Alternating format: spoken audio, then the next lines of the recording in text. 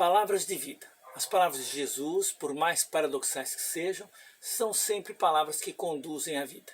A frase que está em Lucas 18, versículo 27, o que é impossível para o ser humano é possível para Deus, é uma frase que nós temos uma certa facilidade com ela, porque vemos às vezes no para-choque do caminhão, no vidro traseiro dos automóveis, uma frase que nós entendemos que tem uma certa lógica. Deus faz coisas que o ser humano não pode. O que é impossível para o ser humano é possível para Deus.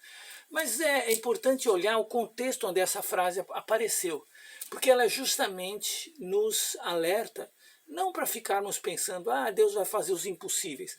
É para a gente, o ser humano, entender o que não é da nossa alçada. No texto que veio antes, aquele homem jovem, influente, religioso, rico, foi ao encontro de Jesus querendo saber sobre a vida eterna. E Jesus falou com ele, olha, guarda os mandamentos. Ele falou, não, faço tudo.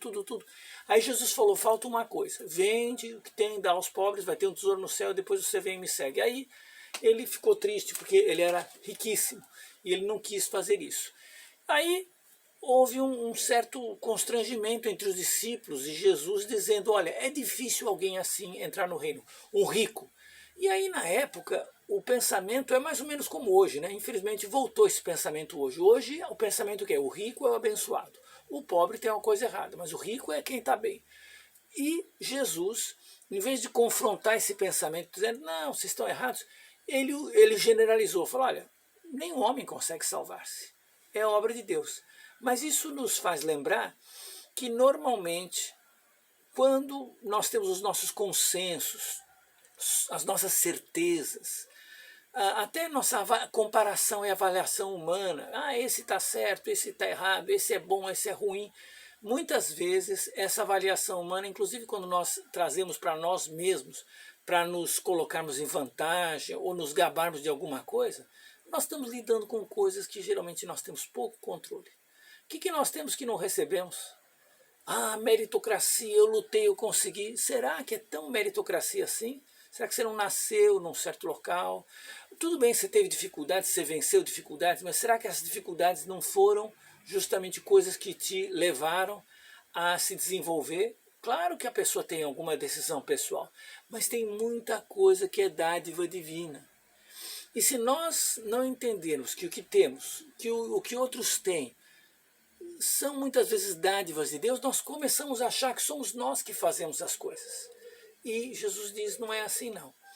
Os impossíveis dos homens são possíveis para Deus. Assim como só Deus pode salvar um ser humano, realmente só Deus pode realizar coisas boas, realizar a obra do Evangelho, realizar até uma transformação pessoal, coisas que talvez alguém pode achar, eu consegui, eu mereço, mas na verdade veio de Deus.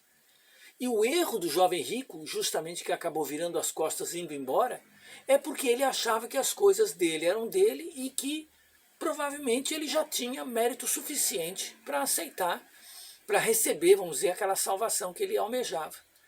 E quando Jesus disse falta uma coisa, realmente faltava o principal, faltava humildade, faltava entender que tudo veio de Deus, faltava entender que, na verdade, ele era uma pessoa privilegiada, mas que o privilégio não era por mérito, é porque o que é impossível para os homens é possível para Deus. Deus é que faz as coisas, e não é o ser humano aqui que as realiza. Se nós não entendemos esse convite que a bondade de Deus faz, que a graça de Deus faz, nós ficamos nessa de nos comparar, de nos achar bom, eu estou cumprindo os mandamentos, o que me falta, eu estou mais perto, eu estou melhor que esse ou que aquele, e perdemos a graça de Deus, que ela sim faz o que é impossível ao homem. É impossível qualquer ser humano se salvar. É Deus que vai salvar por meio de Jesus. É impossível qualquer ser humano desenvolver umas coisas boas que desenvolve. Então, se nós temos essas coisas boas de onde vieram, provavelmente a graça de Deus nos abençoou, nos agraciou, e por causa disso nós estamos realizando essas coisas. Então, quando nós voltamos a esse texto, os impossíveis dos homens são possíveis para Deus, nós de novo somos convidados a refletir, não naquilo que nós podemos, mas naquilo que nós estamos fazendo, que achamos que podemos, que na verdade, provavelmente é graça e obra divina em nossas vidas. Que Deus te abençoe.